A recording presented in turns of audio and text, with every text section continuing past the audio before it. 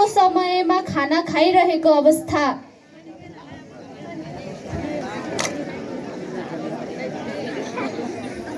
खै खाना खाने बेला भएन, भोक लागेको छ। खोइ कहाँ जानु भएको अहिलेसम्म?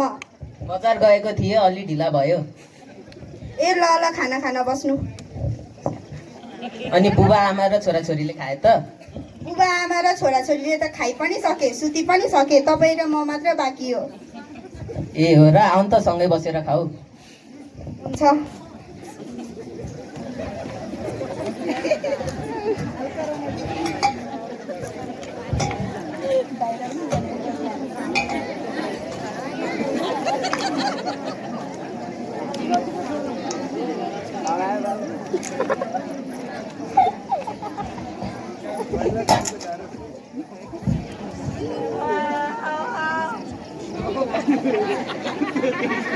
बुढा हिजो छोराछोरीले विद्यालयमा पुर्याउनु पर्ने फिसको बारेमा कुरा गर्दै थिए। बुबा आमा पनि बुढाबुढी हुँदै जानुभयो, ज्यान पनि ढल्किँदै गयो।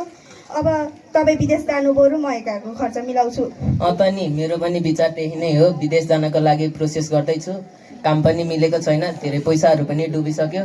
भोलि वैदेशिक कार्यालयमा गएर कुरा गर्नु पर्ला नि। ए भइहाल्छ नि। ल, रात पनि छिप्पिसकेछु त।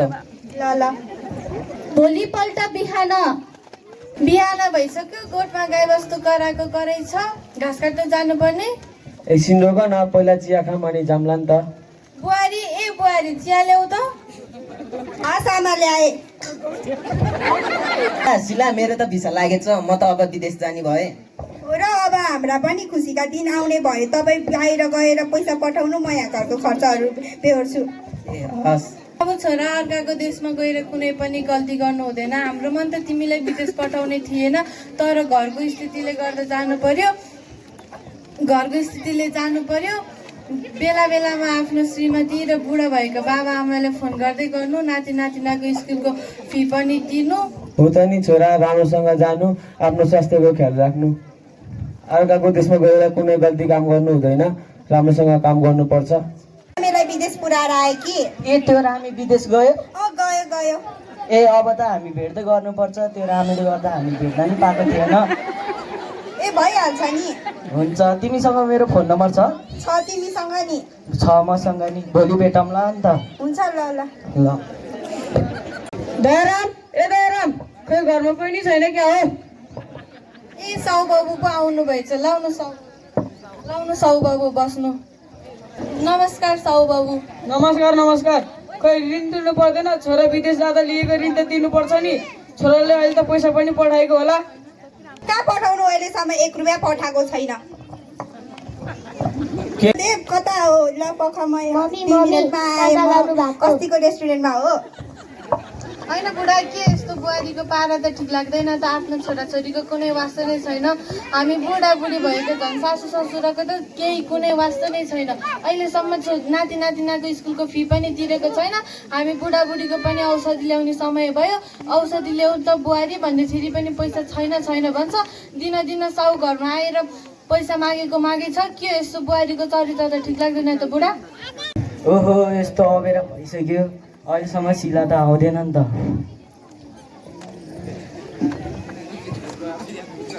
हाई शिला। हाई देव। कति ढिलो गरेको त नि, आउन। रामेले विदेशबाट पैसा पठाएको रहेछ, त्यही भएर ब्याङ्क गएको थिएँ, अलि ढिलो भयो। ए कति पठाएछ त्यो रामीले पैसा? त्यही 3-4 लाख। ए हुन्छ नि त, केही खानेकुरा खाम्ला। हुन्छ। वेटर,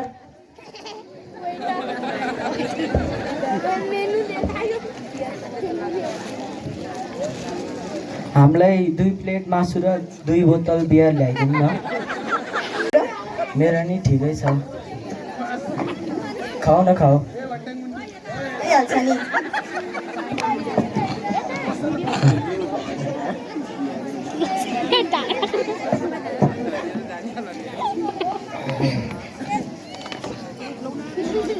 मलाई पैसाको खाँचो थियो, तिम्रो बुढाले नि पठाएको रहेछ, देऊ न त्यसै 2-3 लाख। ए लिउ, भइहाल्छ नि। मलाई रामेले विदेशबाट पैसा पठाइहाल्छ क्या अरे। हुन्छ नि, म नि पछि हुँदाखेरि 2 लाख भइहाल्छ नि। रातिको 12 बजेसम्म शिला र देव रेस्टुरेन्टमा बसेर बियर र मासु खाइरहेको अवस्था। अब त रातिको 12 पनि बजिसकेछ, भोलितिर भेटौँला, अहिले चाहिँ घर जाऊँ। ल ल। के हो बुहारी, तिम्रो पारा छोरी मान्छे भएर त्यही माथि घरको बुहारी यति राति 12 बजीसम्म अरू केटाहरूसँग आउने हो? के हो, पारा त ठिक लाग्दैन त मलाई। मैले के गरेको छु र? अहिलेको जमानामा त यस्तो भइहाल्छ नि। कहाँ तपाईँको जस्तो जमाना ठान्नु भएको? त्यति नै बेला विदेशबाट रामेको फोन आउँछ।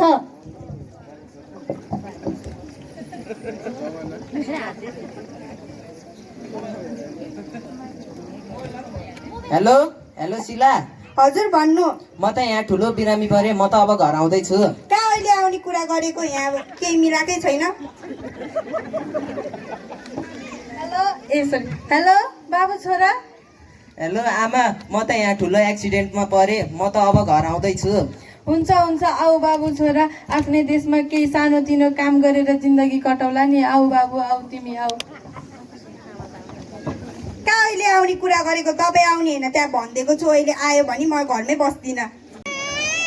के हो, फोन नि उठाउँदैन त? उता अस्ति भट्टी पसलमा गएको ठाउँमा सोध्नु पर्यो। दिदी, हजुरले यो मान्छेलाई देख्नुभयो? नानी देखेको छैन नि त। ला, त्यो मान्छेले त मलाई बर्बाद पार्यो। ला, म पुलिस प्रहरीबाट जान्छु। हे, कति फोन गरेको यसले, जति शर्त लिनु लिइहाले।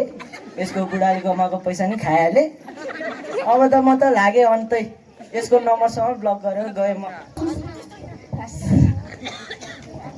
तपाईँलाई के समस्या पर्यो होला? मलाई एउटा मान्छेले मेरो 3 लाख रुपियाँ खाएर भागेको थियो। हजुरलाई त्यसको नाम, ठेगाना, नम्बर केही थाहा छ होला र? नाम त देव भनेको थियो, अरू ठेगानाहरू त थाहा भएन। तपाईँले कुनै प्रमाण बिना ऊ माथि उजुरी गर्न मिल्दैन नि। बुबा आमा दर्शन।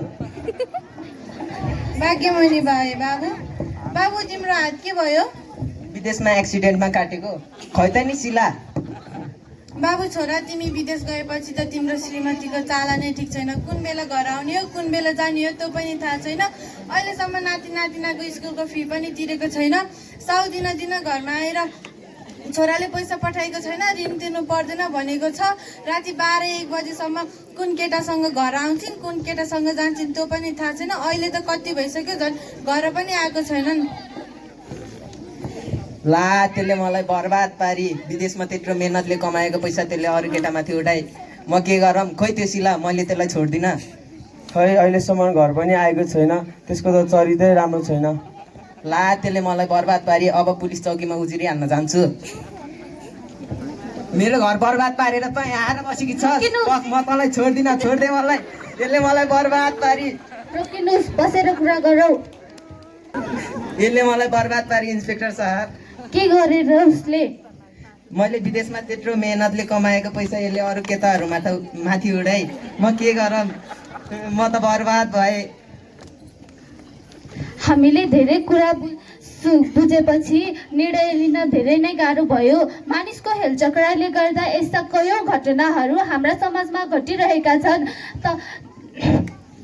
तपाईँ जस्ता कयौँ युवाहरू विदेश गएर कठोर परिश्रम गरेर नेपालमा पैसा पठाउने र शिला जस्ता कयौँ युवतीहरूले बुद्धि बिगारेर अरू केटाहरूको लहलहैमा लागेर पैसा सबै घरको पैसा पुरै रित्याउन पुगेकी छिन्। हामी उसलाई अवश्य पनि कारबाही गर्दछौँ। मैले जीवनमा ठुलो गल्ती गरेँ, मैले गर्न नहुने गल्ती गरेँ। मलाई एकपटकलाई माफी दिनुहोस्, मलाई स्वीकार गर्नुहोस्।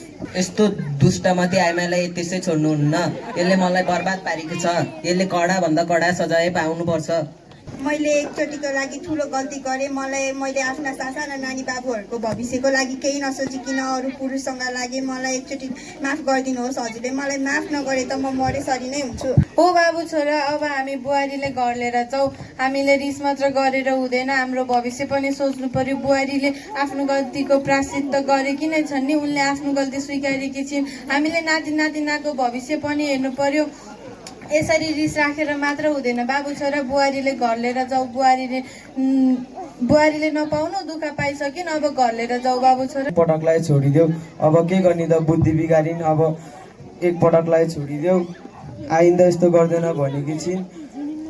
उसलाई घर लिएर जाऊ। हो बुबा, मम्मीले गरेको गल्तीले हामीले जीवनभर दुःख पाउन नपरोस्, हाम्रो बाल अधिकार हनन नगरिदिनु न बुबा। बुबा, हाम्रो मम्मीले गर्नुभएको गल्तीले हामीले जीवनभरि मम्मी भन्न नबनाइदिनु न।